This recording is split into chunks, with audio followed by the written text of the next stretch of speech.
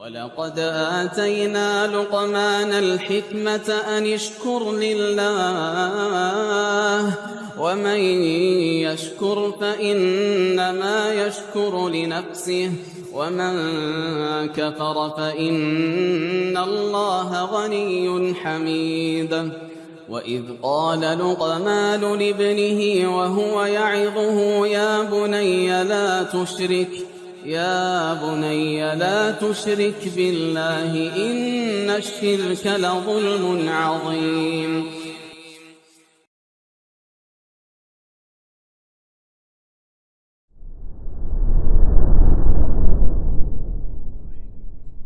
السلام عليكم ورحمة الله وبركاته. إن الحمد لله نحمده ونستعينه ونستغفره ونعوذ بالله من شرور أنفسنا وسيئات أعمالنا، الله فلا مضل له ومن يضلل فلا هادي له، لا شريك له، وأشهد أن محمدا عبده ورسوله لا نبي بعده. قال الله تعالى: يا أيها الذين آمنوا اتقوا الله حق تقاته ولا تموتن إلا وأنتم مسلمون.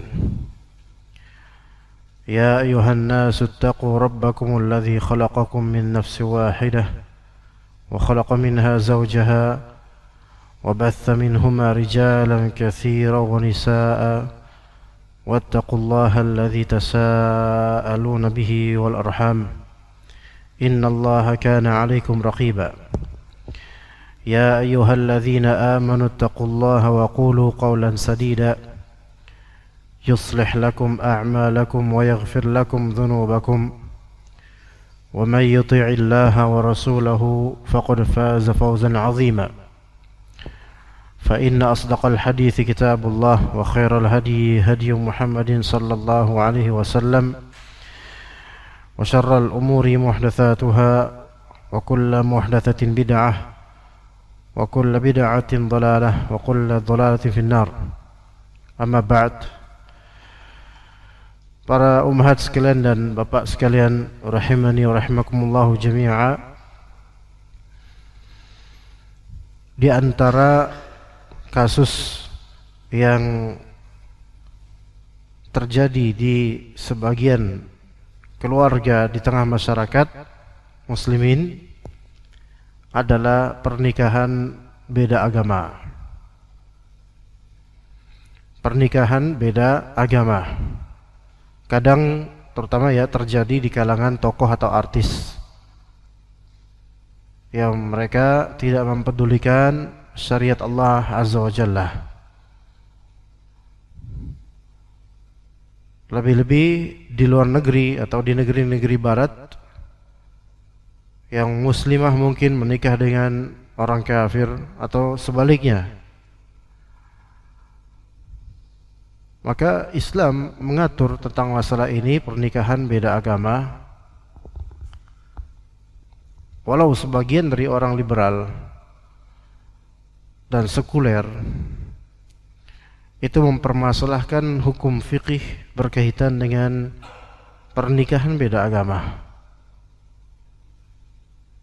Sampai sebagian dari mereka menyebar video-video klip mencontohkan nikah beda agama, mempromosikannya dan menganggapnya seolah-olah tidak ada masalah, suatu toleransi beragama, menjalin kerukunan antar agama, antar umat beragama, dan seterusnya dari slogan-slogan yang semua itu adalah bisikan syaitan. Maka untuk menjaga syariat Allah, mengamalkan hadis Nabi, ihfazillah yahfazka, jagalah peraturan dan agama Allah, maka Allah senantiasa menjagamu. Dan juga sebagai bentuk dakwah ala basirah, di atas ilmu syar'i, maka kita insyaallah akan membahas masalah pernikahan tidak seagama. Pembahasan yang kita bahas insyaallah dimulai atau dengan beberapa poin besar, yaitu permasalahan status nikahnya orang kafir. Itu yang pertama. Status pernikahan orang kafir. Itu yang pertama nanti insyaallah. Kemudian yang kedua kita akan membahas menikah dengan perempuan ahli kitab. Itu pria muslim menikah dengan perempuan ahli kitab. Hukumnya apa? Hukum laki-laki menikah muslim menikah dengan perempuan ahli kitab. Yang ketiga kita akan membahas hukum menikah dengan orang kafir non ahli kitab. Orang kafir non ahli kitab, selain ahli kitab seperti Buddha, Hindu dan lainnya. Yang keempat yaitu hukum muslimah menikah dengan orang kafir. Apa hukumnya? Hukum muslimah menikah dengan orang kafir. Ini perlu diketahui hukum-hukumnya. Kalau memang mau tahu simpel sebenarnya gampang, Anda bilang boleh tidak gitu saja. Tetapi kita ingin membahas secara fikih dan kaidah sehingga pembahasan lebih melebar ke banyak kupasan dari masalah, insyaallah, yang mana itu bisa saja terjadi di sebagian dari kita. Ya. Kita ini maksud entah jemaah atau kaum muslimin. Taib, yang pertama kita akan membahas status nikah siapa? Orang kafir. Apa kata para ulama? Dalam kitab Al-Mawsu'ah Al-Fiqhiyah disebutkan ankihatul kuffaru atau ankihatul kuffari sahihatun wa yuqarruna 'alaiha in aslamu atau wa yaqirruna 'alaiha in aslamu. Pernikahan orang-orang kafir itu sah dan mereka tetap di atas akad nikah mereka jika mereka masuk Islam. Ya. Jadi kalau ada orang masuk Islam, suami istri berbarengan, maka status pernikahan mereka dianggap sah dalam Islam. Tidak perlu nikah ulang. Wala yunzaru sifatu aqdihim wa kayfiyatih atau wa kayfiyatuh. Setelah mereka masuk Islam, tidak dilihat bagaimana akad mereka dulu dan tata caranya itu enggak dilihat. Walaupun dulunya tata caranya dengan syirik atau apa itu enggak dipandang. Ibrahnya sekarang sudah masuk Islam, status tetap suami istri. Bisa tolong di sini Pak, ini kosong Pak. Jadi semua ngumpul di sana terus. Ya. Silakan, tafadhol, syukran. Ya. Jadi statusnya sah tetap ya sebagai suami istri. Ya. Wala yu'tabaru lahu syurutu ankihatil muslimina minal waliyyi wasyuhudi wa sighatil ijab wal qabul wa asbah dzalik. Dan tidak dipandang, tidak dianggap syarat-syarat pernikahan muslimin untuk orang-orang kafir ini atau mu'allaf ini dulu ketika nikah, baik dari walinya, saksi atau ijab qabulnya itu tidak dipandang dalam Islam. Artinya mereka tetap sah. Maksudnya begini ikhwan atau ummahat. Kalau kita punya tetangga, misal suami istri ya, masuk Islam, status pernikahan mereka apa? Sah. Taib. Enggak perlu nikah ulang. Kalau mereka katakan, oh tapi Pak kan dalam Islam itu nikah harus pakai saksi, dulu kami nikah siri, nggak ada saksi, cuman wali doang, maka kita bilang tetap sah. Sekarang nggak perlu apa? Nikah ulang. Oke? Nggak perlu nikah ulang. Karena ketika itu antum atau kalian wahai muallaf pas nikah itu sesuai dengan bagaimana agama kalian, atau itu nggak ada ibrah, udah dihapus oleh Islam, nggak masalah. Adapun kalau misalnya sebaliknya orang muslim ya bilang ke antum, saya dulu nikah sama istri saya tanpa saksi pas akad, maka kita bilang apa? Itu nikahnya tidak sah. Apakah ketika itu antum tahu bahwasanya syarat sah nikah itu adalah ada saksi dua? Ya, anda tahu, tapi anda enggak ini. Maka dari situ sampai sekarang itu bukan satu suami istri itu sama istri antum. Kecuali kalau ketika itu antum dapat ajaran ya dari kiai atau ulama yang mengatakan bahwasanya tidak wajib adanya saksi dua, maka karena antum ketika itu diajarkan sehingga yakin atau merasa bahwasanya tanpa saksi itu sah nikahnya, maka lebih amannya nikah ulang dan status anaknya tetap normal. Karena itu salah dalam memahami. Paham nggak begitu ya? Jadi nikahnya orang muslim atau muslimah, kalau tahu syarat sahnya dan rukunnya itu dan dia tidak melakukannya sengaja padahal tahu, maka tidak sah pernikahannya. Tapi kalau nggak tahu di sini karena salah paham, maka Allah alam dianjurkan untuk nikah ulang, tetapi tetap sah insyaallah. Anak-anak hasil dari pernikahan itu tetap dinisbatkan kepada bapaknya, normal. Begitu ya? Ya. Terus ada sigat ijab qabul. Mungkin di sebagian dari pernikahan orang Nasrani nggak ada pakai ijab qabul. Apa gitu istilahnya nggak tahu, tapi tidak dengan saya nikahkan putri saya, nggak gitu ya. Padahal ijab qabul itu rukun nikah, rukun akad nikah.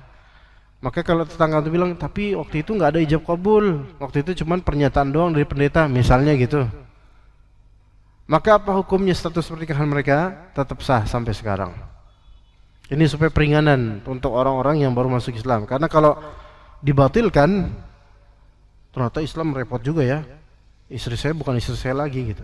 Takutnya mereka malah justru apa? Keluar dari Islam.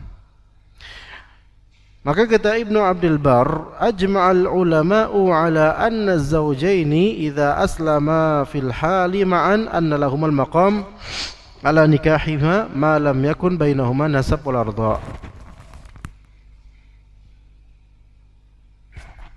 Jadi kata Ibnu Abdul Bar, para ulama berijma', sepakat bahwasanya dua manusia ini, pasutri ini, laki dan perempuan, suami dan istri, jika keduanya masuk Islam dalam keadaan bareng-bareng, maka keduanya tetap nikahnya. Maksudnya statusnya menikah tetap secara syar'i.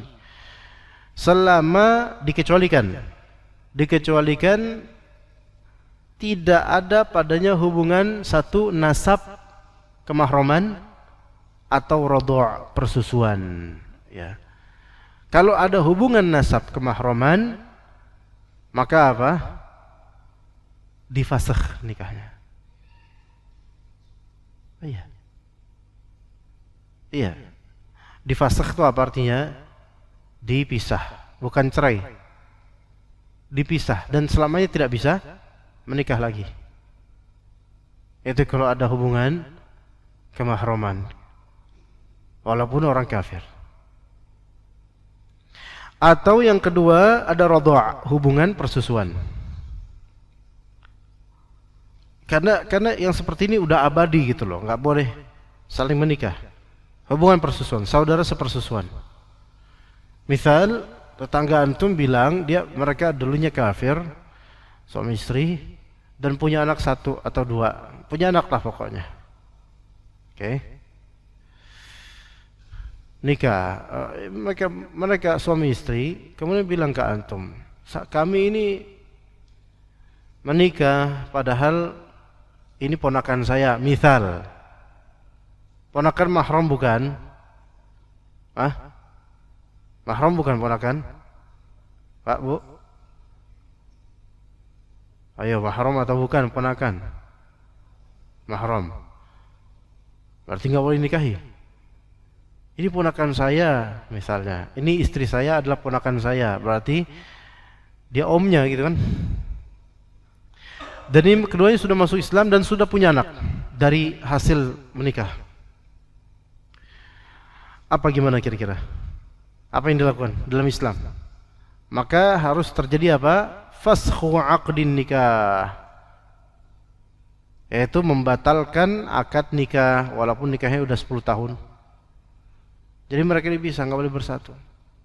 Nggak boleh sebagai suami istri karena mereka saling memahramkan, mahram. Jadi begitu ya kawan. Ya, atau saudara sepersusuan. Nah terus status anaknya gimana gitu loh. Itu yang muskilah. Taib. Status anaknya dinisbatkan ke siapa? Ke ibunya. Walaupun bapaknya bapak biologis, tapi ini dari bapak yang nikahnya tidak sah. Wallahu a'lam. Jadi menikah dengan mahram, baik mahram karena nasab atau mahram karena sepersusuan, dianggap tidak sah selamanya oleh syariat Allah Azza wa Jalla. Begitu ya.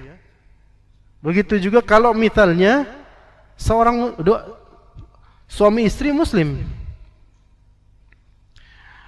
dan ketika nikah tidak tahu bahwasanya mereka ini saudara sepersusuan. Ya nggak tahu. Maka kemudian nikah dan beranak ya.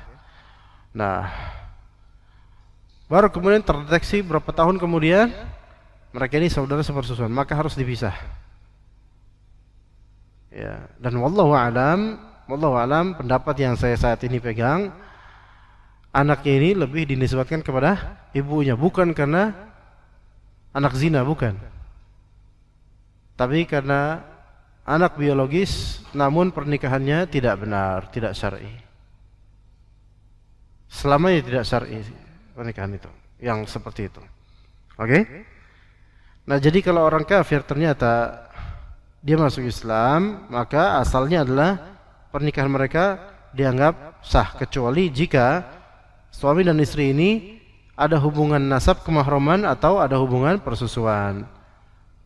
Wa qad aslama khalqun katsirun fi ahdi Rasulillah SAW fa aqarrahum ala ankihatihim. Dalilnya adalah di zaman Nabi itu banyak sekali orang atau pasutri yang masuk Islam.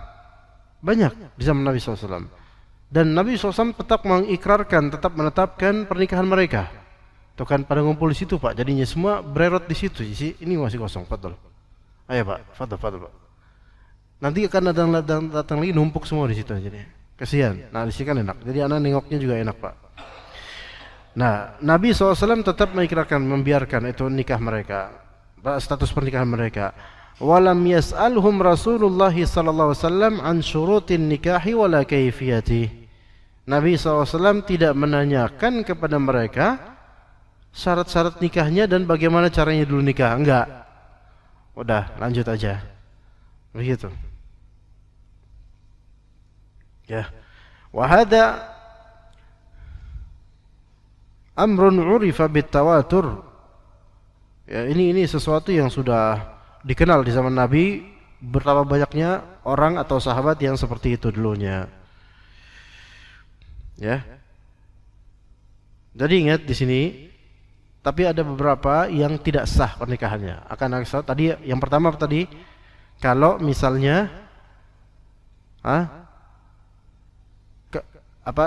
yang pertama kemahraman karena apa jemaah?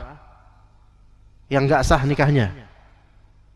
Kalau asalnya kan nikah ahli kita, nikah orang-orang antar orang kafir itu dianggap sah dalam Islam, kecuali yang pertama kemahraman karena nasab. Kedua, kemahraman karena persusuan. Ditambah lagi, ya, yaitu karena murtad, ya, karena murtad. Dalam Islam, orang yang murtad tidak dianggap pernikahannya, ya, baik laki maupun perempuan. Orang yang murtad dalam Islam hukumnya apa? Dibunuh. Ya. Berarti kan murtad berarti dulu muslim atau muslimah, kemudian masuk agama lain. Ini statusnya murtad atau murtaddah, laki atau perempuan. Maka kalau dia kemudian nikah, ya, itu dalam Islam pernikahannya tidak dianggap. Paham gak jemaah? Kalau ada orang kafir asli dari lahir dari kecil memang diri kafir, Nasrani nikah, dalam Islam dianggap itu pernikahan mereka. Kalau mereka masuk Islam dianggap oke, tetap terus, jangan pisah. Itu udah sah, udah keras, oke? Dan nggak usah dicari-cari dulu gimana cara nikahnya, nggak usah. Sekarang ada pria Muslim murtad demi mendapatkan seorang gadis musyrik atau kafir atau ahli kitab. Dia murtad, rela murtad karena gadis ini mensyaratkan, "Mas, kalau sampean mau nikah sama saya, sampean harus meninggalkan agama Islam." Kata dia, "Oh iya, saya siap meninggalkan agama saya." Murtad langsung ketika itu. Murtad walaupun bercanda, murtad langsung. Iya. Karena bercanda dalam kemurtadan itu dianggap sama dengan orang yang sungguh-sungguh murtad. Hati-hati ya. Maka si laki-laki itu kemudian apa? Murtad, kemudian nikah, ngelamar, diterima, jadilah nikah. Dalam Islam itu pernikahan yang tidak dianggap. Mulgha. Tidak dianggap. Ghair mu'tabar, ghair sahih. Nah, kalau kemudian nih misal selang berapa bulan kemudian yang murtad ini sadar akan kekufurannya, pengen kembali ke Islam, dan istri diajak, istri tadi kan kafir kan, diajak, "Kamu masuk Islam yuk, saya udah sadar ini ya Allah, ternyata saya salah sama ini. Saya pengen kita masuk Islam." Akhirnya istri mau. "Ya udah Mas, pilihanmu yang terbaik, ayo kita masuk Islam." Akhirnya mereka berdua masuk Islam. Saat baca syahadat, dibimbing ustadz habis kajian. Pertanyaan saya, sayang saya nggak bawa hadiah nih. Pertanyaan saya, bagaimana status pernikahan fulan dan fulana ini yang baru masuk Islam? Ayo sok, silakan jawab. Ibu-ibu gimana Bu? Statusnya gimana Bu? Sah atau tidak? Dia udah masuk Islam sekarang. Sah? Taib. Yang jawab sah bilang sekarang sah. Taib. Yang jawab tidak sah bilang sekarang tidak sah. Ada yang bilang tidak sah? Ada yang bilang sah. Oke, tidak sah, tidak. Yang benar adalah tidak sah, tidak dianggap perkawinannya itu. Wah, terus gimana dong? Ini udah masuk Islam loh. Pak, jawabannya adalah kenapa tidak sah? Karena Anda wahai pria, ketika itu Anda murtad, sebenarnya hukum yang harus ditunaikan pada Anda adalah hukum mati. Tapi karena pemerintahan tidak pakai hukuman tersebut, maka Anda tetap hidup. Dan karena Anda aslinya harus dihukum mati, namun kemudian Anda menikah, pernikahan itu tidak dianggap oleh Islam. Ketika Anda masuk Islam, beristrikan fulanah, maka ini bukan pernikahan yang dianggap dalam Islam, sehingga Anda tidak dianggap suami istri dalam Islam. Walaupun Anda berdua muslim sekarang. Waduh, gimana solusinya? Solusinya terjadikan fasakh, solusinya buat akad baru dengan syarat sah dan rukun-rukunnya. Ada walinya perempuan ini. Kalau perempuan ini kemudian keluarga kafir semua, Dan orang kafir tidak boleh menjadi wali. Ya. Orang kafir tidak boleh menjadi wali bagi putri ini, perempuan ini. Maka walinya siapa sekarang? Hakim. Hakim yang dimaksud apakah harus pengadilan? Enggak harus. Yaitu hakim yang dimaksud ini bisa lewat KUA, berikan keterangan, ya, bayarlah operasional supaya semuanya lancar. Oke? Seperti itu. Ya.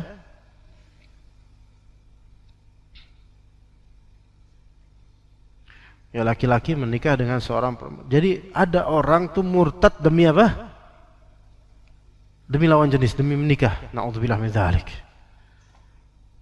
Dan hal ini sudah terjadi di sejak zaman lampau. Ada kitab namanya At-Tadhkirah. Karya siapa jemaah? Tahu nggak? Terjemahannya banyak tuh.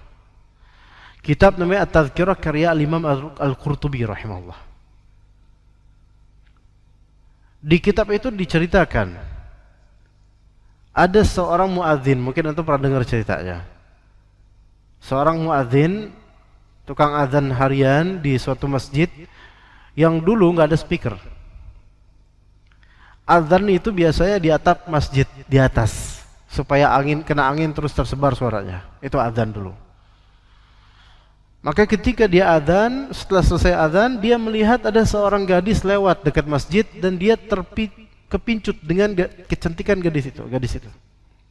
Langsung dia turun ke bawah dan menyapa gadis itu dan langsung ingin melamar gadis itu saking dia tergila-gila dengan kecantikannya.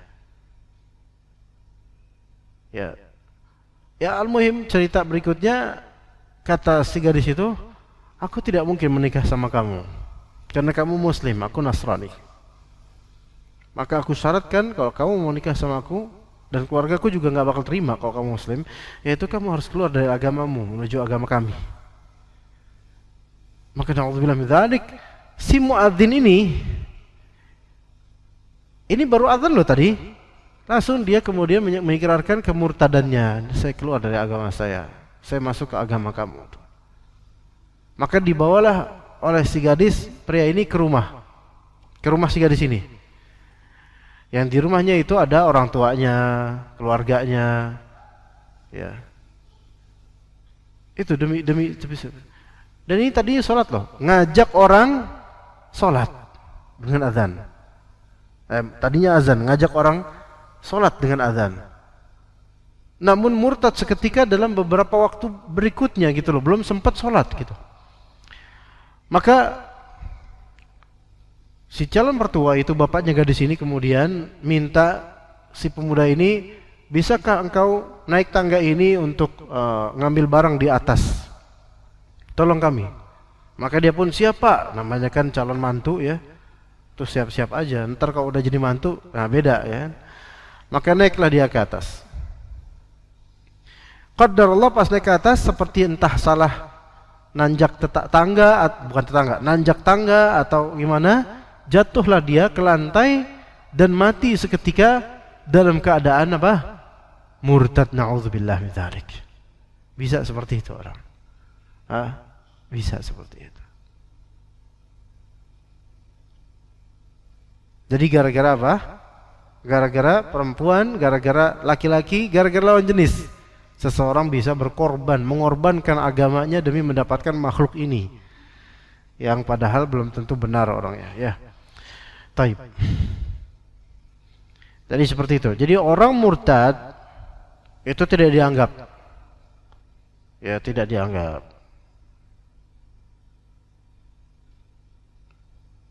Taib, ala kulli hal.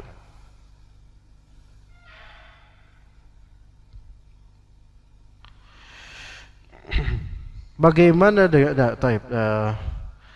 kita lanjut ke yang keberapa sekarang? Nomor 2 apa tadi?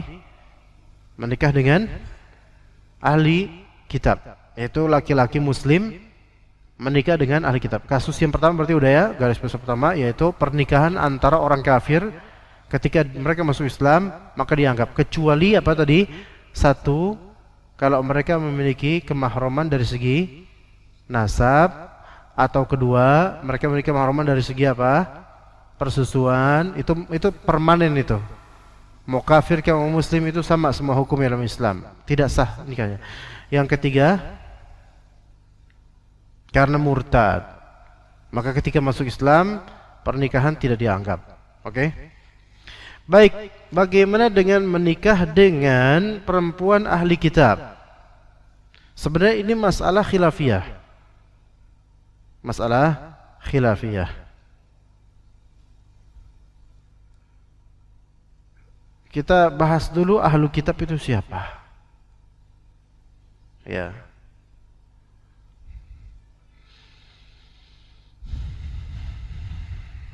Siapakah ahlu kitab? Satu, kita jawab Yahudi dan Nasrani, gitu kan ya? Jawabannya itu. Tapi oke, rincian. Anak kasih antum pilihan jawaban. Siapakah ahli kitab? Satu. Yang satu, coba nanti pilih yang mana yang benar. Satu, ahli kitab adalah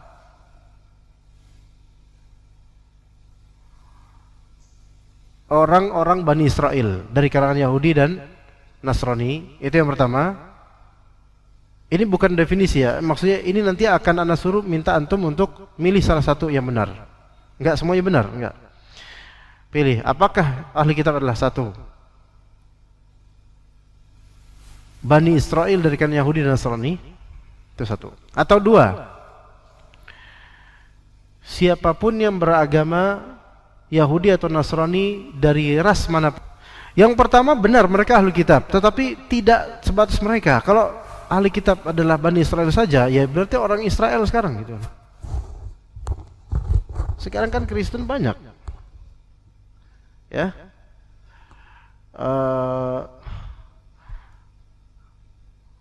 Kristen Jawa misalnya, Kristen Batak misalnya.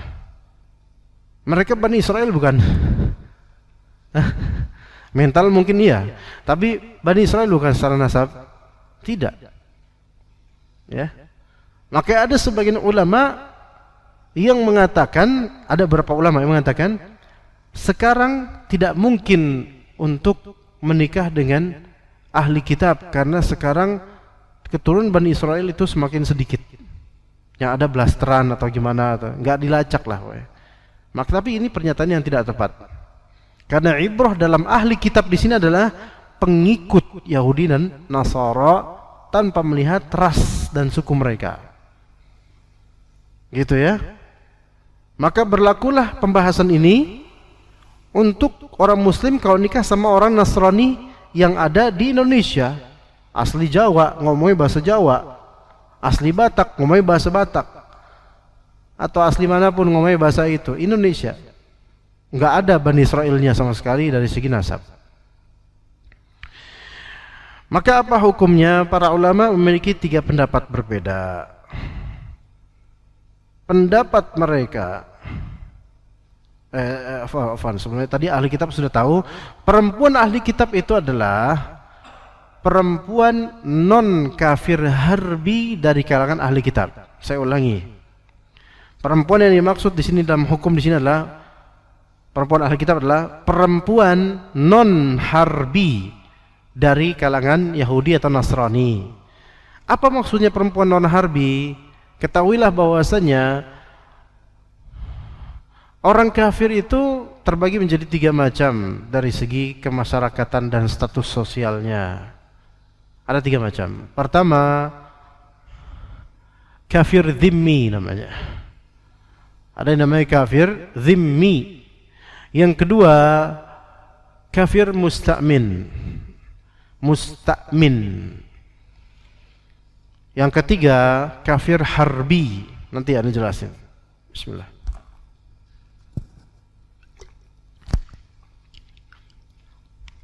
Ini semua ilmu ya, kawan. Ya. Yang pertama kafir dhimmi, bukan Jimmy itu Jimmy nama orang, tapi ini dhimmi pakai dha itu kalau ditransliterasikan di Indonesia DZ immi, dhimmi, kafir dhimmi dari kata dhimmah, dan dhimmah itu artinya apa? Tanggungan. Tapi kafir dhimmi ini adalah orang kafir di negeri muslim yang taat membayar upeti, itu definisinya, untuk dijamin keamanannya di hidup di negeri muslimin. Itu sebenarnya kafir zimmi. Oke, membayar upeti, jizyah namanya, upeti untuk mendukung kenyamanan keamanannya tinggal di negeri muslim, itu kafir zimmi. Yang kedua, kafir musta'min. Kafir musta'min itu adalah orang kafir yang meminta keamanan kepada negeri muslim untuk tinggal sementara. Itu musta'min. Orang kafir yang minta keamanan tempat tinggal, ya, atau karena mungkin mereka misal dibantai di negaranya, kemudian mereka kabur ke Indonesia, kemudian minta pemerintahan agar mereka diberikan jaminan keamanan di negeri ini supaya tidak jadi buronan oleh negeri asalnya. Ini kafir musta'min, yaitu orang kafir yang meminta perlindungan keamanan di negeri orang muslim. Yang ketiga, kafir harbi. Yang ketiga, kafir harbi.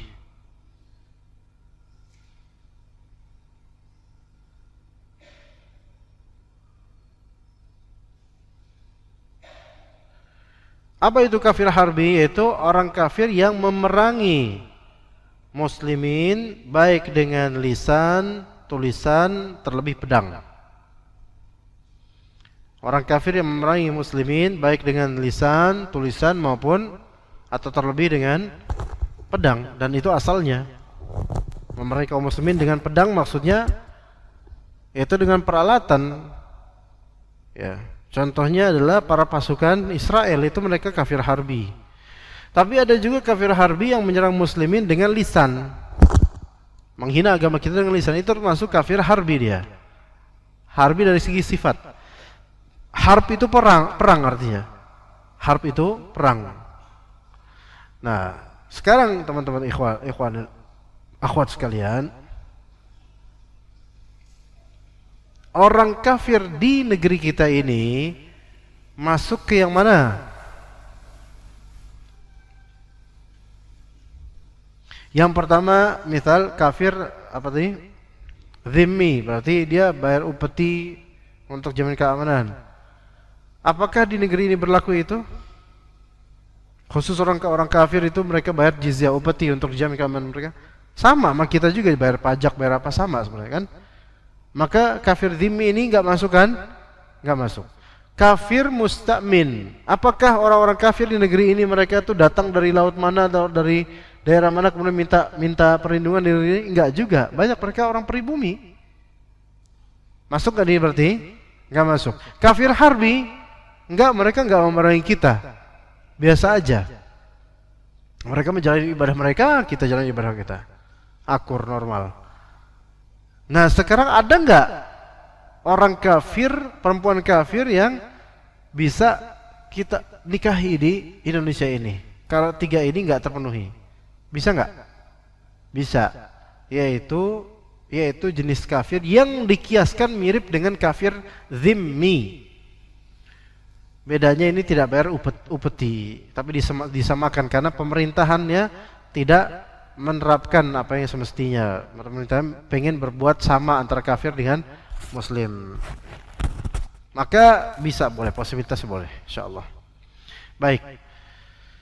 Jadi nisa'u ahlil kitab ini maksud adalah perempuan penganut agama Nasrani dan Yahudi yang non harbi, yang penting dia tidak memerangi muslimin gitu. Maka itu ada hukumnya yang dibahas di sini. Ada 3 pendapat ulama mengenai ini. Yang pertama, makruh. Boleh tapi makruh, itu yang pertama. Ya.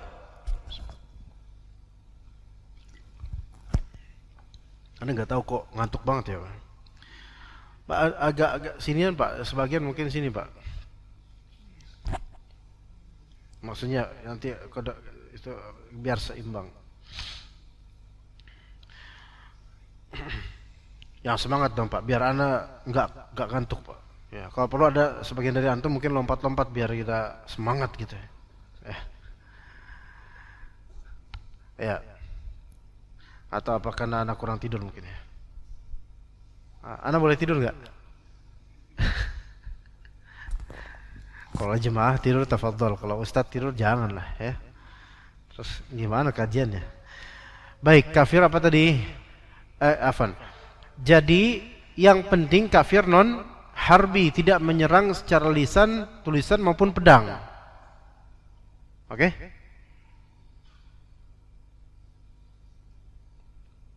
Jadi yang pertama, ulama pertama mengatakan, ada yang mengatakan, dan ini kebanyakan ulama, yaitu makruh. Hukum asalnya mungkin halal, boleh, tapi dengan mempertimbangkan banyak hal maka jadi makruh. Ini yang pertama. Pendapat yang kedua yaitu halal, mubah.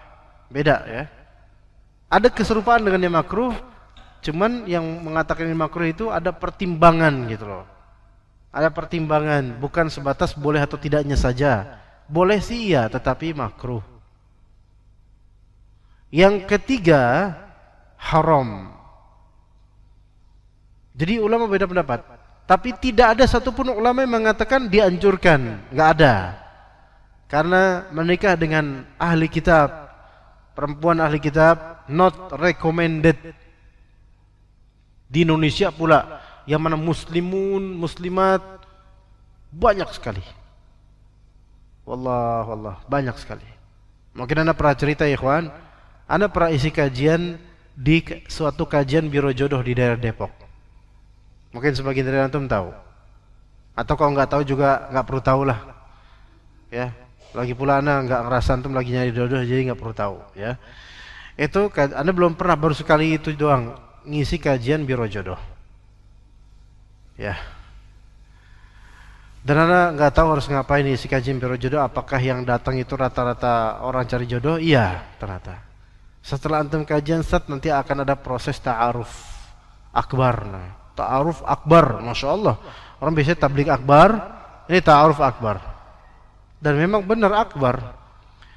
Ana memberikan kepada antum ini kabar yang akan mencengangkan ana dan juga antum ikhwan dan ummahat.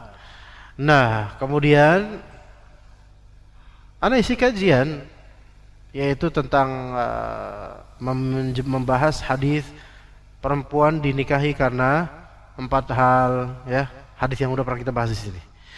Nah, selesai kajian udahlah, anda juga nunggu juga sampai, karena anda juga pengen menawarkan untuk salah satu murid anda, siapa tahu ada yang cocok dengan orang-orang yang di situ. Maka terjadilah yang terjadi di sore itu. Kemudian terjadi prosesi ta'aruf akbar. Wallah, anda kirain gimana gitu caranya, dan pas anda cek, kemudian anda cek datang ke ruangan di masjid besar, masjid besar, nggak terlalu besar sih, kayak gini juga model tapi agak luas. Nah, pas anda cek, anda kan melihat dari kejauhan itu jumlah atau banyaknya perempuan yang datang untuk cari jodoh semua itu satu aula full, 100-an, ini 100 berapa gitu. Itu aww semua, itu 100-an semua Pak. Ayo Pak, ya, gimana Pak? Dengar ini kira-kira deg-degan nggak Pak? 100-an semua, ini lagi nyari jodoh mereka semua. Kemudian anda periksa yang ke ruangan ikhwan, berapa ke bilik ikhwan? Berapa coba? Ayo tebak, ayo sok tebak sampai benar, ayo sok. 6 pieces. 6 pieces Pak. Itu kan 6 pieces, kalau parfum Al-Rehab 1 botol gini Pak. 6 pieces, 6 orang doang, 6 butir Pak. Itu mereka diem gitu. Laki-lakinya segini.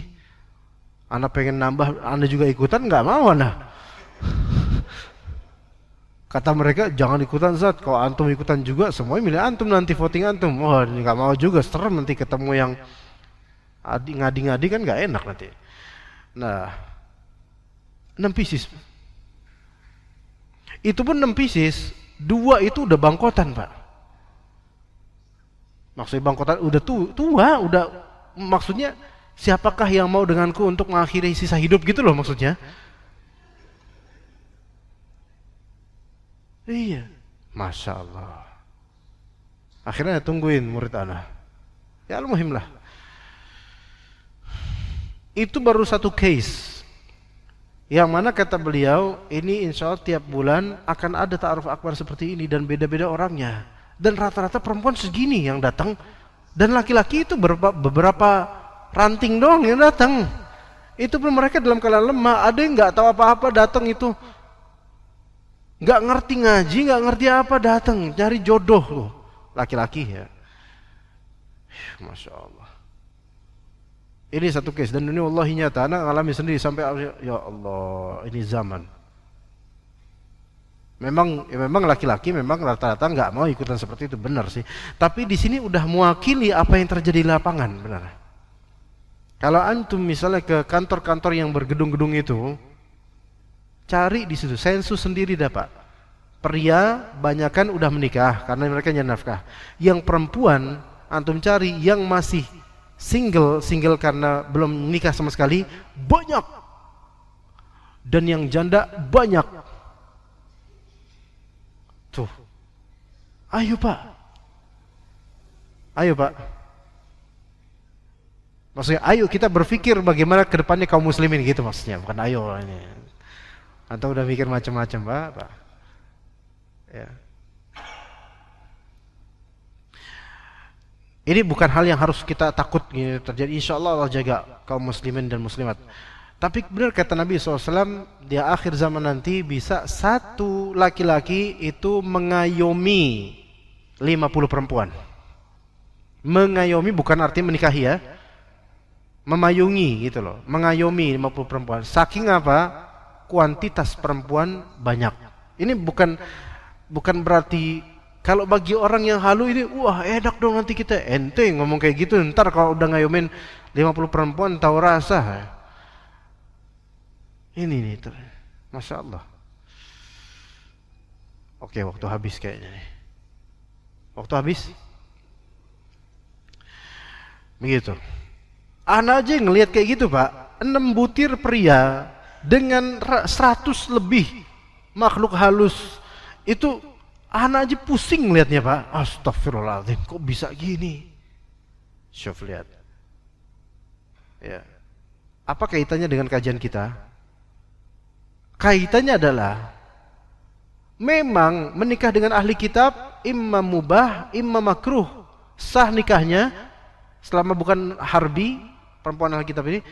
Tapi kalau ngeliat kenyataan kayak tadi yang Anda ceritakan, 6 pria versus 100, itu muslimah masih banyak yang belum nikah. Ngapain antum milih musyrik? Ahli kitab bukan musyrik, ya musyrik juga, tapi ahli kitab ngapain pilih Nasrani gitu loh ya. Gitu. Seperti itu maksud Anda. Ada khawatiran karena orang-orang liberal dan sekularis itu mereka berusaha mempromosikan bahwa nikah beda agama itu no problem, gitu loh. Jangan sampai itu terjadi. Maka dengan majelis seperti ini atau majelis lainnya, Anda pengen menyeru kaum muslimin supaya anti dengan pernikahan beda agama, tapi tetap kita sesuai dengan ilmu syar'i. Untuk laki-laki muslim menikah dengan perempuan non muslim atau ahli kitab, maka itu sah nikahnya. Kita katakan begitu, tetapi terus kita edukasikan supaya itu adalah hal yang not recommended, tidak direkomendasikan. Ya, Anda akan menyebutkan perkataan yang lebih tepat, yang lebih afdal, insyaallah, yang lebih kuat, insyaallah, yaitu pendapat pertama bahwasanya menikah dengan ahli kitab makruh. Makruh itu bukan haram. Ya. Asalnya memang boleh, tetapi tinjauannya karena ada banyak faktor maka dianggap makruh. Ini perkataan sebagian ulama Hanafiyah, sebagian ulama Malikiyah, dan ini yang menjadi madhab yang sahih dalam kalangan Syafi'iyah, dan perkataan sebagian ulama Hanabilah, dan diantaranya pendapat Syekhul Islam Ibnu Taimiyah. Dan pendapat ini insyaallah pendapat yang lebih kuat. Ya. Taib. Ada sebuah riwayat, ikhwah sekalian, ummahat sekalian, dalam riwayat Al-Baihaqi dalam kitab Sunan Al-Kubra, anna Hudzaifah tazawwaja Yahudiyatan. Hudzaifah, salah satu sahabat Nabi radhiyallahu anhu, ya, Jadi Hudzaifah bin Al-Yaman ya, itu menikah dengan seorang perempuan Yahudi. Tuh lihat, sahabat pernah kayak gitu. Ada menikah dengan perempuan Yahudi, perempuan Nasrani. Iya. Jadi hukum asalnya memang sah, boleh. Maka fakataba ilaihi Umaru an khalla sabilaha. Maka Umar sebagai penguasa ketika itu, Amirul Mukmininnya, dan Rasulullah sudah wafat. Umar sebagai penguasa menulis secara surat kepada Hudzaifah untuk khalli sabilaha. Artinya adalah pisah sama dia, cerai sama dia. Jangan kamu nikah sama Yahudiah itu. Maka kemudian dibalas oleh Hudzaifah, in kanat haraman khallaitu sabilaha, kata Hudzaifah, wahai Umar, engkau nyuruh saya untuk menceraikannya. Umar, kalau misalnya perempuan ini haram bagiku dalam syariat, tidak boleh aku nikah dengan perempuan Yahudi, maka aku akan memisahkannya, kata Hudzaifah. Maka kata Umar apa? Nulis lagi Umar. Dulu pakai murasalah, saling ngirim surat, dan itu jauh lama. Kalau sekarang kan Jakarta Bekasi sehari sampai ya. Dulu enggak. Fakataba ilaih, maka Umar pun menulis lagi, balas, reply, inni la az'umu annaha haram. Inni la az'umu annaha haram. Aku tidak mengira bahwa itu haram buat kamu. Ya, Yahudi itu boleh secara hukum sah kamu nikahi, walakinni akhafu an ta'atu al-mumisat minhunna.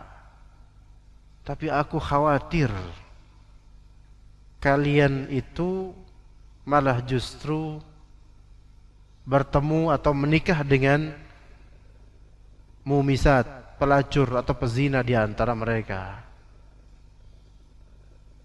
Artinya antum nikah sama ahli kitab, oke. Sah secara pernikahan, tapi antum tahu nggak latar belakang dia? Apakah dia pernah berzina sebelumnya atau suka karena orang-orang Yahudi Nasrani, ya antum tahu sendirilah bagaimana mereka soal masalah perzinahan.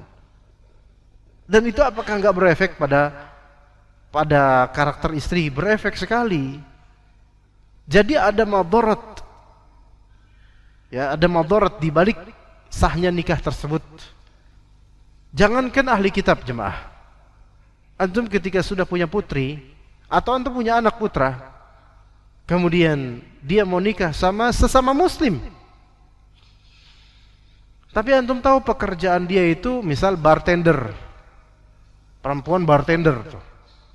Suka ngapain? Nyuguhin khamr. Jangan nak, jangan sama dia.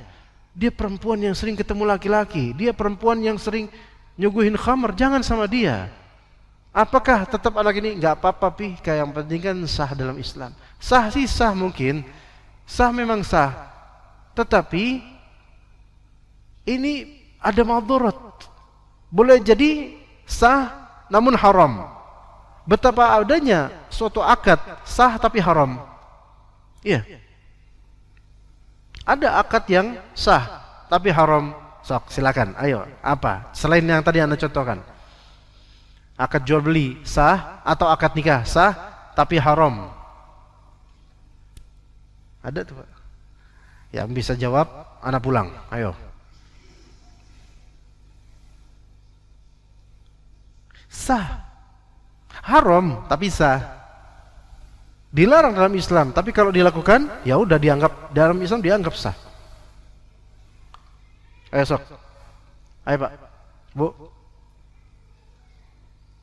Kalau antum nggak bisa jawab, nggak mau jawab berarti antum masih pengen kajian. Karena kalau antum bisa jawab, anak pulang. Ayo. Nggak mau jawab Pak. Saya pikir bukan karena nggak mau jawab, karena nggak tahu ya. Contohnya adalah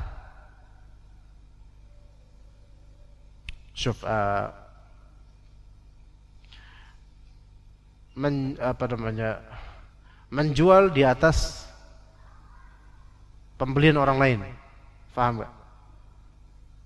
Atau mengkhitbah di atas khitbah orang lain, menikung, bahasa nikung, menikung penjualan atau menikung pelamaran orang lain. Nabi SAW melarang hal itu. La yakhtuba ahadukum khitbata akhihi. Jangan seorang dari kalian melamar di atas lamaran saudaranya terhadap satu perempuan, kecuali kalau diizinkan. Misal, kecuali kalau diizinkan, ya, kecuali kalau diizinkan oleh si pelamar, dan atau kecuali kalau pelamar pertama itu fajir, fasik, dan tidak sekufu dengan perempuan. Sebagian ulama membolehkan, walaupun sebagian ulama tidak membolehkan. Saya kasih gambar gini, Pak. Alhamdulillah antum ngaji. Antum kenal dengan seorang akhwat yang mana dia itu salehah, suka ngaji, kekajian, Masya Allah, tapi menjanda, belum punya istri suami lagi, dan dia butuh suami. Taib. Kemudian ada yang melamar dia, ya, dari ikhwan kita juga, melamarnya, "Ukhti, maukah engkau menjadi istriku?" misalnya.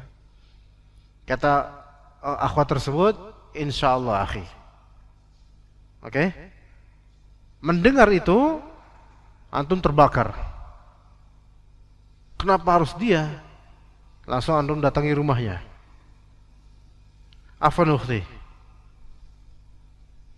saya tidak terima anti setuju menikah dengan dia. Sebenarnya saya memendam perasaan sejak lama." Mulai. "Saya ingin sama anti. Lupakan dia, forget him. Ya, saya sama saya aja." Ternyata ukhti itu mau. Dua-duanya sama-sama melakukan hal yang haram. Kemudian pekan depan nikah. Sah nggak nikahnya? Sah, walaupun nggak boleh dia melakukan kayak gitu. Itu termasuk walaupun tidak boleh atau haram, tapi tetap sah, gitu ya. Itu tetap sah, tetap sah akadnya. Oke.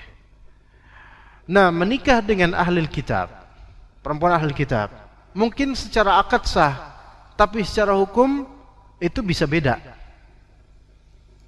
Imma makruh, bahkan bisa menjadi haram. Bahkan bisa menjadi haram karena misal kalau ditinjau dari potensi yang buruk ke depannya, itu bisa menjadi haram. Makanya Umar bin Khattab itu sudah terjadi tuh nikah antara Hudzaifah dengan seorang Yahudi, udah terjadi. Tapi Umar suruh stop. Ini walil amri nyuruh stop. Khalisabilah, yaitu putuskan dia, ceraikan dia. Ya, karena melihat sesuatu yang akan terjadi haram nanti ke depannya, yang akan buruk nanti walaupun nikahnya sah, ya. Nah, kata sebagian ulama juga disebutkan oleh para ulama Hanabilah, yukrahu nikahu nisa'i ahlil kitabi qiyasan ala karahati akli dzabahihim bila hajatin tad'u ilaih. Dimakruhkan menikah dengan perempuan ahli kitab ini sebagai kiasan atas dimakruhkannya memakan sembelihan mereka tanpa hajat yang mendukung. Jadi hukum memakan sembelihan mereka, hukumnya boleh, secara pembolehan boleh. Tapi kalau antum nggak punya hajat, boleh, ini diizinkan dalam Islam, nggak berdosa, maka itu makruh hukumnya. Kenapa makruh? Karena antum malah lebih memilih daging sembelihan mereka dibandingkan dengan daging sembelihan kaum muslimin yang begitu banyak. Begitu. Juga di antara sebabnya dan dalilnya adalah kata sebagian ulama, baik ulama Hanabilah atau Syafi'iyah, bahwasanya pria muslim ini, suami muslim ini, boleh jadi dia hatinya akan condong kepada perempuan ahli kitab ini setelah jadi istrinya, kemudian terfitnahlah hatinya dari segi keagamaan.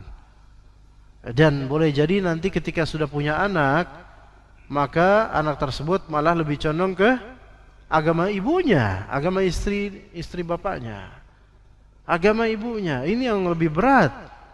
Dan itu yang memang terjadi rata-rata. Di kalangan artis pun ada kayak gitu kan? Antum tahulah gitu. Di masyarakat juga ada yang kayak gitu. Karena apa? Ya karena kan ditarbiyah ibunya sehari-hari, maka ikut agama ibunya. Udah gitu bapaknya Bang Toyib lagi jarang pulang. Ya udahlah ikut agama ibunya ke gereja bareng. La haula wala quwwata billah. Lantas bagaimana ikhwan? Antum serba salah kalau nikah sama orang kafir atau Nasrani. Nanti ketika hari Ahad mau misaan, siapa yang nganterin? GoFood. Antum yang nganterin. Tek. Antum nganterin. Wa la ta'awanu 'alal itsmi wal 'udwan. Enggak boleh kita tolong menolong dalam dosa dan permusuhan, enggak bisa. Enggak bisa lepas dari itu. Mau kebaktian hari Ahad, udah jangan sama saya takut dosa nganterin kamu. Udah sama babang Gojek aja misalnya. Babang Gojeknya juga dosa nganterin dia. Ternyata babang Gojeknya udah ngaji juga. Mau ke gereja ya Bu, afwan Bu, saya cancel Bu. Nggak apa-apa, saya rugi, yang penting saya tidak menggadaikan agama saya untuk nganterin ibu. Wah, gitu kan? Serba salah. Itu baru satu case loh. Belum lagi kalau misalnya nanti istrinya pengen naruh salib di ininya, tembok kamar. Apakah antum rela ada salib di tembok kamar antum? Gimana? Anda nggak lagi ngomongin antum nggak mungkin insya Allah nikah sama mereka. Nggak cuman untuk membangun prinsip ilmiah saja, alasan-alasan yang di kenyataan. Iya. La haula wala quwwata billah. Kita aja kadang-kadang mungkin melihat salib itu adalah syiar agama mereka, yang kita itu nggak perlu ngeliat-lihat seperti itu. Karena khawatir terfitnah hati kita. Nauzubillah min dzalik. Ya. Taib. Itu soal apa? Menikah dengan perempuan ahli kitab. Yang ketiga apa ibu-ibu, bapak-bapak? Coba apa tadi? Apa yang ketiga? Menikah selain ahli kitab. Seorang pria muslim menikah dengan perempuan non ahli kitab. Siapakah perempuan non ahli kitab? Selain Yahudi Nasara. Perempuan Buddha, perempuan apa? Hindu, perempuan ateis dan agama lainnya. Taib, kalau misalnya perempuan ini Sunda Empire gimana? Boleh nggak kita nikah dengannya? Perempuan Sunda Empire.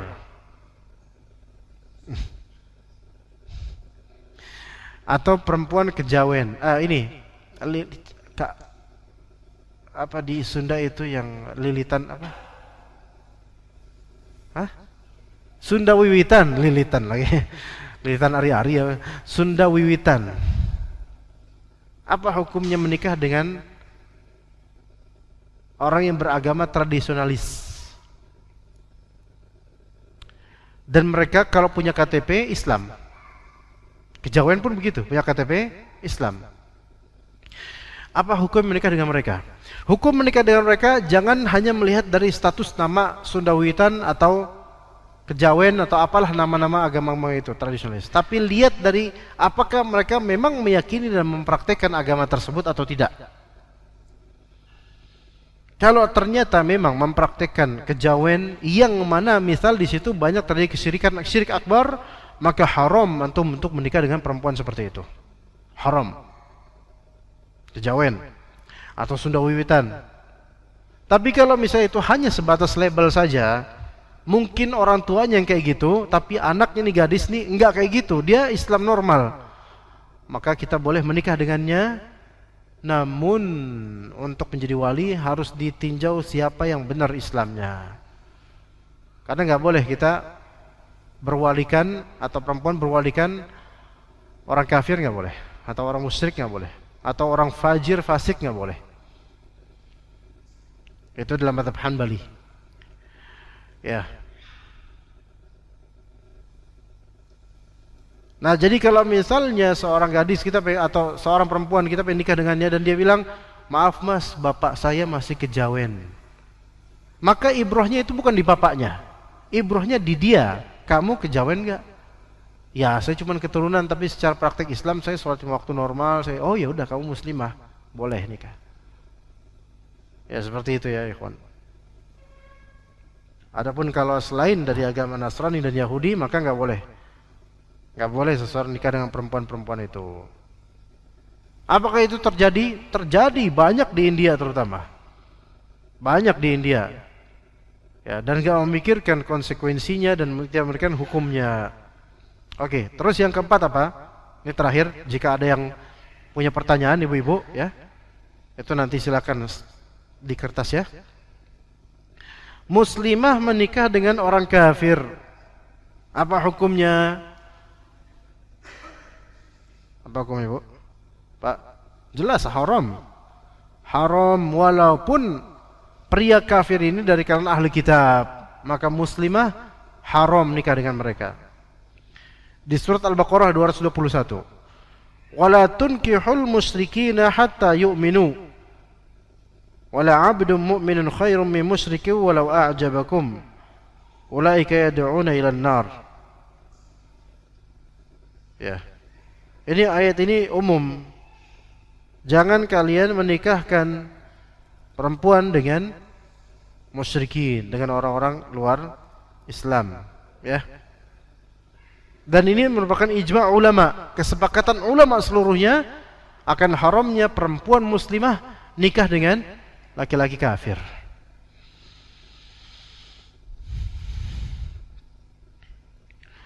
Kediaman Anda di daerah Pondok Melati ya. Kecamatan Pondok Melati. Di daerah Kecamatan Pondok Melati itu ada suatu daerah namanya Kampung Sawah, Pak. Ya, jadi kan ada Hankam, Kampung Sawah, ada Wibawa Mukti. Ini Kampung Sawahnya ini ada dekat rumahnya. Dan itu sering terjadi kalau malam, banyak kasus begal dan misalnya itu biasa di situ. Dan dikenal Kampung Sawah. Dulu Anda pernah mendengar cuplikan gitu, Betawi Kristen. Ada komunitas dan kampung Betawi Kristen tuh ada, Pak. Dan ternyata Anda baru ngeh kalau itu di Kampung Sawah. Ya. Anda baru ngeh kalau itu di Kampung Sawah. Dan kesadaran Anda itu dimulai karena kok di situ ada gereja gede beberapa, terus kemudian ada kuburan khusus Nasrani, dan juga Anda pernah tersesat di daerah itu dulu beberapa tahun lalu, subuh-subuh jam 3:30 tersesat di jalan-jalan masuknya, gang-gang masuk gitu. Ujung-ujungnya kemana? Udah gelap, taunya ke kuburan yang itu ada salib gede di kuburannya. Itu rasanya masya Allah. Jadi banyak sekali Nasrani di situ. Dan juga sebagai Nasrani itu Betawi asli Betawi. Tapi Nasrani banyak kumpul di situ. Suatu ketika anak ke warung, duduk, minta dibikinin kopi. Lakinya Betawi, kakek-kakek Betawi, bahasa Betawi nyablak banget itu. Dan istrinya, ibu-ibu, nenek-nenek itu Jawa. Yang bikin anak kaget, ini bapaknya kok melihara anjing gitu loh. Melihara anjing gitu loh. Maksudnya orang Betawi, ya yang tahu Betawi gitu kan, itu kan kental dengan Islam dan gak bakal melihara anjing. Dimanapun Betawi gak ada kayak gitu. Kok bisa gini ya? Nah dari situ mulai makin sadar, nah, Kampung Sawah, kok bisa ya, kayak apa dia Kristen apa gimana, Nasrani ya? Akhirnya terungkap, anak lihat-lihat di YouTube, iya ternyata di daerah situ ternyata, oh pantas. Nah kasusnya, ada keluarga di Kampung Sawah, nenek kakek gitu loh, kakek nenek. Si nenek muslimah, pakai jilbab, anaknya muslim. Bapaknya si Mbah Kakung ini Nasrani, dan itu keluarga Betawi. Pusing anak ngeliatnya, kok bisa gitu loh. Itu anak-anak kan asli Kalibata, keturunan Betawi juga. Ngeliat kayak gini tuh, kok ada kayak gini gitu loh strukturnya. Si nenek ini muslimah, pakai jilbab, hidup normal sebagai muslimah, sholat dan seterusnya. Suaminya itu Mbah Kakung kakek ini apa? Nasrani, Kristen. Itu Betawi, ngomongnya nyablak. Betawi itu nggak masuk di anak, kok bisa? Nah kemudian, ya itu hak masing-masing. Kalau untuk milih agama silahkan masing-masing memang. Cuman ketika itu nggak sesuai dengan settingan yang kita kenal, kan kadang-kadang kita ngerasa asing gitu. Yang lebih asing lagi, si ininya bilang, babe mau Natalan ya. Kalimat babe mau Natalan itu nggak masuk di ana. Kok babe mau Natalan? Babe mau Natalan dulu nih. Ya salam babe. Mau Natalan be. Kan nggak masuk. Babenya itu, dari kata babe itu kan serapan Betawi zaman dulu, serapan dari Arab, dari abah babe, ya kan? Babe mau Natalan. Kayak bilang abi mau Natalan dulu ya. Itu nggak masuk. Dimasuk-masukin juga muntah lagi gitu, nggak bisa. Nggak masuk, kok bisa kayak gitu. Dan ini kemudian diekspos oleh salah satu stasiun televisi sama beberapa orang-orang yang nggak bener mindsetnya. Inilah kehidupan rukun beragama penuh toleransi. Pret lah toleransi kayak gini. Nggak ada toleransi dalam Islam seperti ini. Toleransi bohong-bohongan kayak gini nih. Nggak ada dalam Islam seperti ini. Dalam Islam perempuan muslimah tidak boleh menikah dengan laki-laki kafir manapun agamanya, bahkan murtad sekalipun nggak boleh. Nggak ada toleransi seperti ini. Mereka itu selalu menggaungkan apa? Toleransi, berbeda agama, menikah antar agama, toleransi. Sehingga kaidah-kaidah agama kita itu tidak dianggap, hukum-hukum di kita nggak dianggap. Bayangin jemaah sekalian kayak gitu. Si istri pakai jilbab lagi, suaminya babe-babe mau Natalan. Ntar gimana cara Natalan gimana dengan kebabehan dia gitu loh. Gue mau Natalan dulu ya, babe mau Natalan. Ya nggak masuk. Dengan nyablaknya dia emang nggak masuk, nggak relevan. Kemudian makanya kemarin ini Anda baru ada kajian dari Pancoran. Ada sebuah masjid kantor yang ngelola orang Betawi asli. Imamnya Betawi asli banget Betawi, dari mukanya juga ketahuan Betawi ini orang. Mbah-mbah juga, Anda ceritain hal seperti ini. Kata beliau, wah kalau di Betawi, kalau ada satu orang aja di antara keluarga kita yang keluar agama Islam, udah nggak kita anggap, nggak bakal kita anggap dia bagian dari kita gitu. Iya, hak waris nggak dapat, kita nggak bakal ngurusin dia, mati aja sih, matiin diri sana. Itu kata dia. Oke, masya Allah. Tapi itu ngumpul mereka di kampung sawah dengan atas nama kemudian dipublish di YouTube, di TV itu toleransi, kerukunan hidup, indahnya kerukunan hidup berbeda agama. Masya Allah, la haula wala quwwata billah. Itu yang terjadi. Maka perempuan yang muslimah kalau punya suami kafirah atau murtad, maka harus dipisah, nggak sah khalas. Ya, nggak ada toleransi dalam masalah ini. Ya begitu jemaah sekalian. Maka haram. Yang nomor 4 ini haram secara ijma' ulama. Dan itu dalil, ijma' saja sudah menjadi dalil. Taib, jika ada pertanyaan dipersilakan. Ikhwan, bapak-bapak kalau ada pertanyaan tafadhol langsung aja kalau bapak-bapak. Ibu-ibu kalau ada pertanyaan juga di secari kertas silakan. Ada yang mau bertanya bapak-bapak?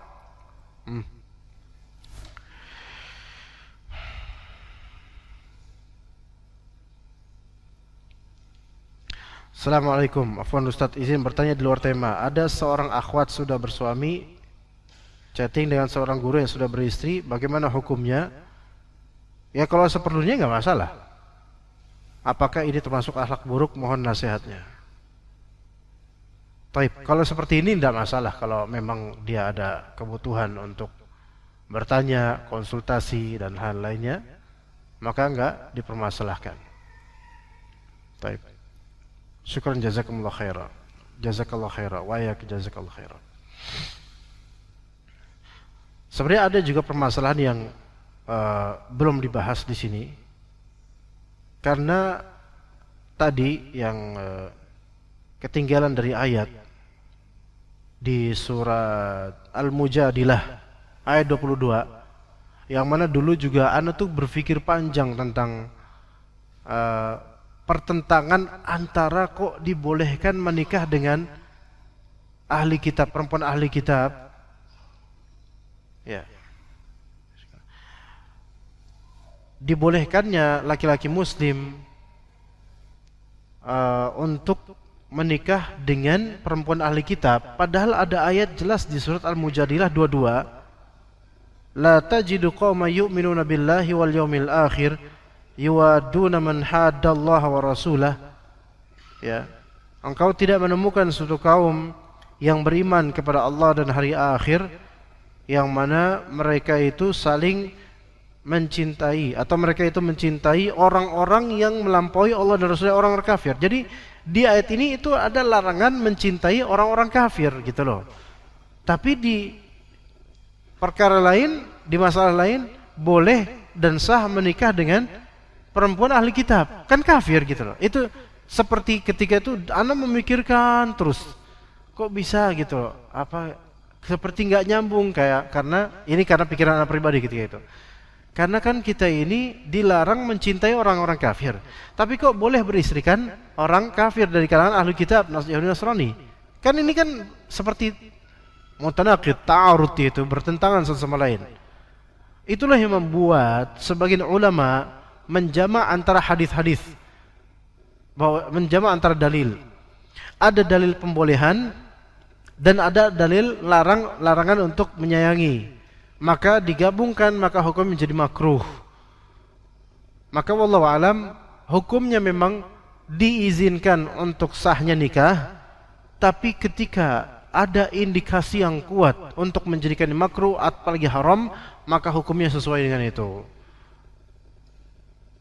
Pernah juga ada seorang teman dulu, teman SD, ya akhwat ya, teman SD, dan dia ya seusia anak sekarang. Itu bertanya kepada anak tentang masalah keluarganya. Ada di antara keluarganya laki-laki ya, pengen nikah dengan seorang gadis. Gadis ini muslimah, mu'allaf, namun keluarganya Nasrani. Maka si pria ini punya bapak. Bapaknya itu, bapak pria muslim ini, nggak terima, kamu nggak boleh, saya nggak ridho kamu punya istri dia. Kenapa? Karena keluarga kafir. Saya tidak mau punya besan orang kafir. Itu kata babehnya, kata bapaknya si pria ini. Maka ditanya, apakah ini benar gitu? Anda jawab, kalau secara fikih, ya jelas pernikahan antara pria ini dengan si muslimah yang mu'allafah ini sah, nggak masalah dari segi fikihnya ya. Ya coba aja itu dulu sampaikan. Kalau disampaikan ke babehnya, tetap babehnya ngotot, pokoknya babehnya nggak mau punya besan orang kafir. Terus Anda jawab, ya kalau begitu, ini bukan masuk ke dalam fikih lagi. Ini bukan masuk ke dalam fikih lagi, masuk ke dalam hal lain. Ya. Maka Anda katakan, ya kalau itu saya anjurkan agar si laki-laki ini nurut kepada babehnya. Nurutnya kenapa? Pertama, ridho orang tua itu juga, walaupun ini tidak masuk bab fikih, tapi ridho orang tua itu sangat berpengaruh dengan keberkahan anak insyaallah nanti. Itu satu. Selama itu bukan dalam hal yang munkar ya. Dan juga yang kedua, ketidakridhoan orang tua ini, yaitu babeh ini, didasarkan atas kecemburuan beragama, dan itu bagus gitu loh. Itu nggak apa-apa, bagus malah. Karena ada kekhawatiran, anda yakin babeh ini ada kekhawatiran besan yang kafir ini ya bermadarat buat anaknya nanti. Iya. Hal kayak gini aja, walaupun hukum asalnya boleh nikah dengan muslimah mu'alafah, itu boleh. Tapi ketika ada pertimbangan lain, maslahat dan madarat, itu hukum bisa, bukan karena hukumnya berubah, hukum zatnya tetap sama, tapi ada tambahan-tambahan yang membuat kita harus mempertimbangkan lebih. Begitu. Sama ketika jemaah sekalian punya putri atau putra, itu boleh memberi masukan kepada putri dan putranya. Ketika melihat calonnya seperti apa, kan pertimbangannya kan bukan cuma dia ganteng atau cantik, bukan itu doang. Itu malah nomor sekian sebenarnya harusnya. Tapi kadang pertimbangan kekeluargaan juga penting. Ya. Penting di sini bukan menjadi syarat sah nikah, bukan menjadi kepentingan beragama, bukan, melainkan kedepannya nanti sesuai dengan uruf yang berlaku. Maka dalam suatu kitab yang judulnya al-hirafah wa atharuhu fil fiqh al-islami kalau tidak salah. Al-hirafah itu adalah mihnah, job, pekerjaan dan efeknya terhadap fikih Islam, terhadap hukum-hukum Islam. Hirafah itu ini pekerjaan. Kalau antum ditanya pekerjaannya apa Pak? Kurir misalnya. Pekerjaannya apa Pak? Tukang bakso misalnya. Pekerjaan ini apakah ada asarnya dalam masalah kufunya terhadap perempuan? Walaupun secara syar'i masalah kufu itu hanya berpatuk pada agama, tidak ada masalah pekerjaan untuk berpatuk, tidak dipermasalahkan. Tetapi kerap kali justru masalah itu timbul ketika pekerjaannya tidak cocok, pekerjaan suami tidak cocok. Misal, si gadis ini anaknya orang kaya, tajir, orang pengusaha, anaknya pengusaha kaya, sukses. Artinya kaya, masya Allah. Nah, calon suaminya, mohon maaf, tukang cilok, bukan meremehkan pekerjaan, sama sekali, wallah. Tukang cilok jalanan. Ya. Memang secara syar'i itu tidak ada tinjauan khusus harus stratanya sama pekerjaannya, enggak begitu. Tetapi kalau melihat ke uruf dan bagaimana kebiasaan masyarakat, ini kedepannya bermadarat enggak Pak? Kira-kira Pak? Kira-kira. Walaupun nikahnya bakal sah, nikah sah. Tapi pikirkan, kalau Anda memiliki kekayaan masya Allah, gadis yang masya Allah, kemudian dia mau nikah sama, maaf, bukan meremehkan, tukang cilok jalanan, yang sambelnya itu nggak tahu dari apa tuh zatnya tuh, ya. Taib. Kira-kira antum mau nggak menjodohkan putri antum? Nah, putri antum itu S1, LC lagi. Semua tukang cilok itu dibalik CL karena CL cilok, ya. Gimana? Anda yakin? Iya kita tahu itu halal, itu mubah. Anda yakin antum nggak bakal berkenan Pak? Ya. Lebih-lebih dia orang awam. Dan ternyata anak kita si gadis ini kepincut dengannya cuman karena waktu itu diberi bonus 1 bungkus cilok. Apa-apaan ini? Gak mau, Bapak gak mau gitu. Tapi dia baik orangnya. Setiap beli pasti dikasih 1 tambahan cilok. Enggak. Ya kalau kayak gini ditarik hukum fikihnya boleh enggak? Ya boleh nikah, cuman kan enggak sesederhana itu. Ada hal lain. Pekerjaannya sebagai tukang cilok dan anak kita sebagai dosen misalnya, ini akan jadi obrolan orang dan akan jadi madarat di keluarga nanti. Nah, obrolan yang akan meretakkan rumah tangga mereka kelak gitu loh. Iya. Gitu ya. Jadi akan banyak tinjauan demi tinjauan. Ya begitu, ikhwan. Ada dari bapak-bapak ada yang mau bertanya enggak, jemaah? Hah? Assalamualaikum warahmatullahi wabarakatuh. Waalaikumsalam warahmatullahi wabarakatuh. Ahsanallahu ilaikum. Ustaz izin bertanya. Wa ahsana ilaikum. Wa ahsana ilaiki. Bagaimana jika ada rumah tangga yang serba diatur sama mertua? Si ikhwan merasa berat menjalankan rumah tangganya karena mertua berlebihan mengatur sampai tata letak perabotan rumah tangga dirubah mertua. Si ikhwan dituntut mungkin ya. Dituntut mencari nafkah yang lebih sama mertua dan menjadi beban buat si ikhwan. Syukran jazakallah khair.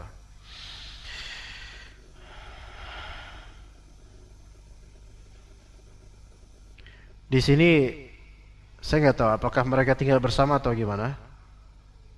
Enggak disebutkan di sini tinggal bersama dengan mertua atau mertua beda rumah. Laki-laki itu memiliki izzah, harus memiliki izzah. Ya. Ketika dia menikah, itu sama dengan dia mulai memegang bendera tanggung jawab terhadap istrinya. Dan dialah amir.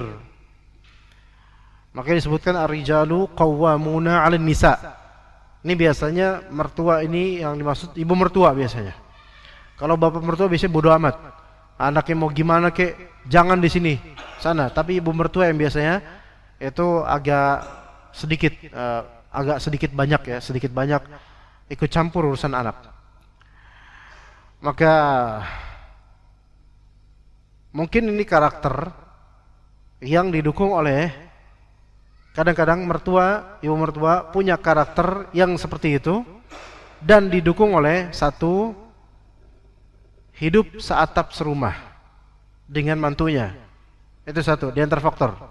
Faktor kedua, lemahnya karakter si mantu ini, para pria ini. Maka nasihat Anda adalah, kalau misalnya seatap serumah, pindah. Kenapa? Karena Anda belum menunaikan hak istri Anda, yaitu askinuhunna min haitsu sakantum, yaitu berilah maskan, yaitu tempat tinggal. Pindah, kontrak di mana gitu. Nggak punya duit, minjem karena butuh. Ya, mempertahankan izzah sebagai suami pria itu adalah salah satu asas dalam berumah tangga. Karena ketika izzah pria dan keperkasaan pria itu hilang, maka berantakan keluarga ini. Atau kebalik, perempuanlah yang di atas, laki-laki yang di bawah sebagai asuhannya, maka ini kebalik. Dan jangan membiarkan larut dalam ketidaktegasan dengan alasan mertua selalu ikut campur. Didiklah istri agar tidak banyak membocorkan cerita ke mertua, itu juga. Pindah. Kemudian kuatkan ketegasan, ya. Dan yang ketiga, dibimbinglah istri agar tidak menceritakan apapun ke mertua. Tapi yang pertama, paling pertama itu pindah dulu. Kalau misalnya dekat rumahnya, maka disarankan dengan meninjau ini, disarankan agak jauhan sedikit. Kalau dianggap durhaka, maka biarin, itu anggapan mereka, bukan anggapan Allah. Yang justru saya melihat rata-rata justru mertua lah yang durhaka pada anaknya dengan cara nyusup ke mantunya. Untuk apa menyusup lagi? Membisiki atau mengompori mantunya dan mengatur-atur. Ini sebenarnya bentuk kedurhakaan sebenarnya. Banyak masuk ke dalam kehidupan berumah tangganya anak. Itu sebenarnya suatu kedurhakaan sendiri karena akan menambah riuh permasalahan. Begitu. Memang mungkin anak-anak kita baru berumah tangga punya masalah itu. Mungkin cukup tahu. Sebagian bapak-bapak rata-rata cukup tahu. Nggak mau banyak masuk. Ya kalau bapak-bapak emang mungkin cuekan orangnya ya. Ya udahlah, udah biarin aja itu urusan mereka. Mereka bisa solving problem mereka. Bismillah. Tawakal aja sama Allah. Tapi kadang-kadang ibu mertua atau ibu-ibu umumnya itu nggak mau begitu, nggak mau simple gitu. Ikut masuk, nimbrung. Yang mana itu malah memperdunya masalah. Mungkin ya kadang-kadang memberikan solusi karena ibu-ibu ini punya pengalaman ya. Jadi Masya Allah, hanya berikan solusi saja. Udah selesai, habis itu udah serahkan kepada anak. Buat apa menyerahkan anak perempuannya kalau misalnya masih suka nimbrung dan ngatur-ngatur suaminya dia? Berarti ini belum belum siap jadi ibu mertua. Belum siap. Ya. Oh, tapi ini ibu mertua udah senior loh, Ustaz. Udah usia 60 tahun, tetap aja belum siap. Iya. Jadi begitu.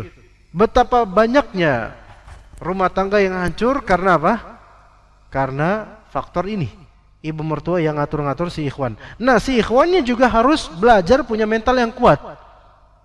Deketi laki-laki lain yang atau suami-suami yang atau laki-laki lain yang memiliki mental kuat, deketin tuh. Untuk belajar darinya bagaimana caranya punya mental kuat dan tegas. Ingat, tegas itu pada konteksnya itu bukan durhaka. Kalau misalnya si ikhwan ini masih tinggal seatap dengan ibu mertuanya, dia pindah kemudian dicap durhaka oleh keluarganya, biarin. Karena Allah Ta'ala lah yang menilai yang berhak, yang mana yang benar. Begitu ya.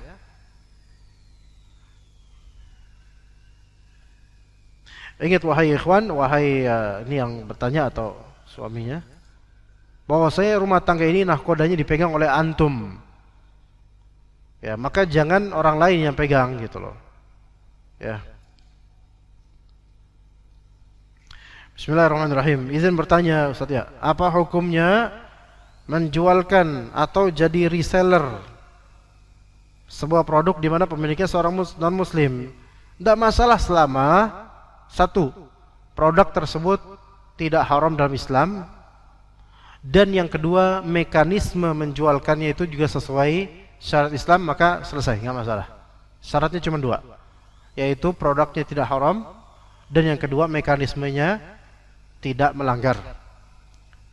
Adapun kenon musliman owner itu bukan, nggak ada urusan dengan itu.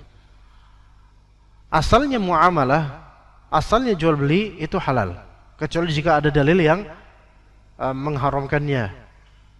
Ya, cuman saya malah lebih fokus di masalah menjualkan atau reseller. Menjualkan dengan reseller itu beda. Reseller itu menjual setelah kulakan, ataupun menjualkan itu kadang-kadang disebut dropshipping atau marketing. Beda-beda istilah dan beda-beda mekanisme. Kalau menjualkan di sini, yaitu kita menjajakan barangnya, produk ini, dan kita tanpa modal kecuali kuota internet, ya, maka ini namanya bisa jadi sistem wakalah. Tapi ini juga ada tata cara yang khusus yang benar. Yang terjadi umumnya marketing atau dropshipping adalah si marketer ini atau yang menjualkan ini, ketika dia mendapatkan konsumen, maka konsumen akan bayar ke dia, marketer ini. Kemudian kata owner, afwan, kami tidak akan mengirim barang kecuali wahai engkau marketer itu transfer ke kami uang harga dari kami, baru kami akan akan kami kirim barangnya. Maka sistem seperti ini banyak dan rata-rata dropshipper kayak gini. Ini sistem yang tidak boleh. Misalnya ummahat jualan gamis, ya kan? Gamis, cadar, niqab, abaya dan seterusnya. Marketer atau reseller terhadap toko fulan. Nah, dari toko fulan ketentuannya adalah bahwasanya kami tidak akan mengirim ke konsumen kecuali kalau marketer transfer dulu ke kami harga yang kami tentukan, ataupun fee marketer tetap di marketer. Ini kan rata-rata gitu. Yang seperti ini tidak boleh, karena ini masuk dalam skema menjual sesuatu yang bukan miliknya. Iya, mengapa begitu? Karena disyaratkan ini, yaitu disyaratkan kami tidak akan mengirim sebelum kalian transfer. Berarti kan di sini terjadi dua transaksi. Transaksi pertama antara konsumen ke marketer atau reseller, itu bayar tuh. Transaksi kedua, marketer atau reseller ini transfer ke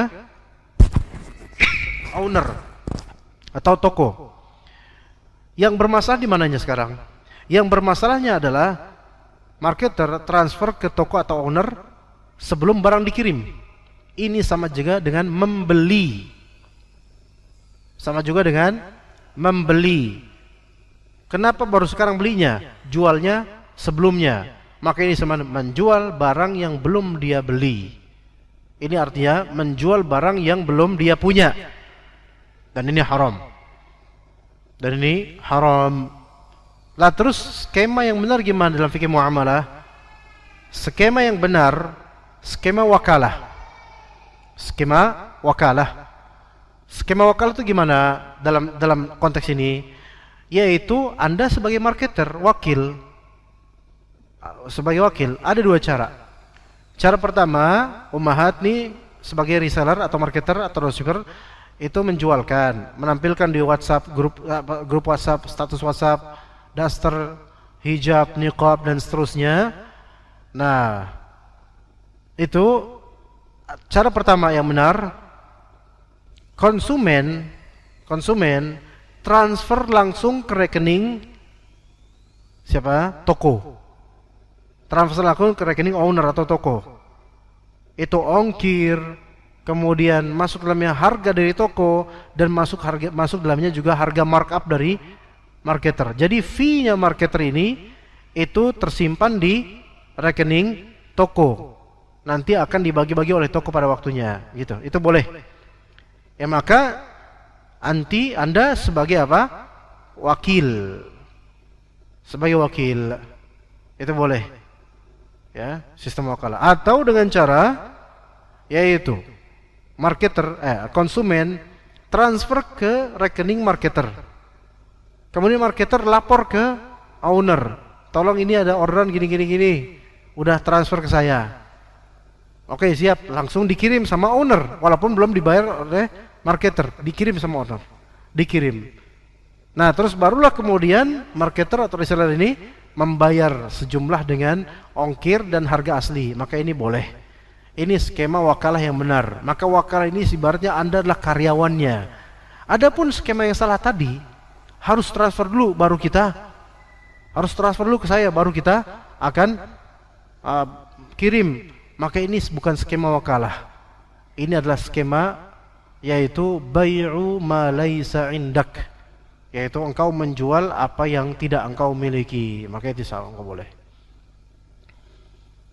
Ummahat ini kan rata-rata banyak yang ngejual di grup WhatsApp, di status WhatsApp ngejual makanan, gamis, yang itu produk orang. Maka perhatikan bagaimana cara mekanismenya. Banyak yang salah, banyak yang salah. Makanya ini saya kasih tahu, ya begitu. Ya. Jadi menjualkan sama reseller berbeda. Menjualkan itu yaitu menjual milik kita, menjualkan itu menjual barang orang lain dengan seizinnya, dengan klausul dan juga mekanisme yang benar. Kalau reseller itu kan sebenarnya kulakan, dapat harga reseller, yaitu dikirim barang ke kita, kita bayar, jadi milik kita, baru kita jual. Ini reseller namanya. Reseller kan dari kata sell, menjual, menjual ulang. Artinya udah dijual orang ke kita, kita bayar, punya milik kita jual ulang lagi dengan margin yang berbeda. Margin tambah, ini reselling namanya.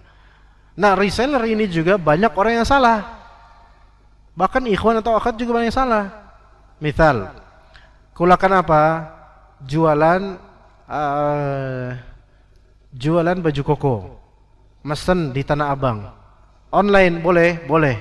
Mesen online, nih spek baju ini foto-foto bagusnya nih dikirim sama owner baju koko itu, dikirim foto-fotonya, sampel-sampelnya. Oh, banyak tuh. Puluhan foto. Oke, siap. Saya pesen ini sekian pieces, 50 pieces gitu. Oke, siap, akan dikirim besok insyaallah. Saya transfernya, transfer. Berapa? 10 juta misalnya. Dah. Berarti itu kan barang itu kan kita udah bayar nih. Itu barang baju koko 50 pieces punya siapa? Punya kita. Punya kita. Taib. Kirim pakai apa? Pakai wahana misalnya. 2 hari sampai. Oke. Nah, kemudian di malam hari yang sama dijajakan dong di grup WhatsApp dan status WhatsApp. Ini harga sekian, ini harga sekian, ini harga sekian. Boleh nggak? Tidak boleh. Loh, kok nggak boleh? Kan saya ngejualin barang punya saya. Iya, barang itu punya antum, tetapi belum dipegang oleh antum, belum di gudang antum, belum dikuasai oleh antum. Maka ini juga adalah larangannya dari Nabi SAW. Barang yang belum sampai di gudang kita itu belum boleh kita jualkan, jajakan. Kecuali, nah ini dikecilkan. Kecuali kalau antum beri keterangan, silahkan pre-order. Barang belum ada, tapi bisa dipesan. Nanti akan kita akadkan lagi ketika apa? Ketika sudah sampai barangnya. Nah ini fikih muamalah seperti ini. Sebenarnya detail yang seperti ini penting untuk diketahui ya. Karena banyak terjadi di kita. Ya mudah-mudahan ini bermanfaat buat ana dan juga antum. Jazakumullah khair jaza. Semoga kita bertemu lagi pada bulan depan insyaallah taala. Wa sallallahu ala nabiyyina Muhammad wa ala alihi wa sahbihi ajma'in. Subhanakallahumma wa bihamdika asyhadu an la ilaha illa anta astaghfiruka wa atubu ilaik. Wassalamu alaikum warahmatullahi wabarakatuh.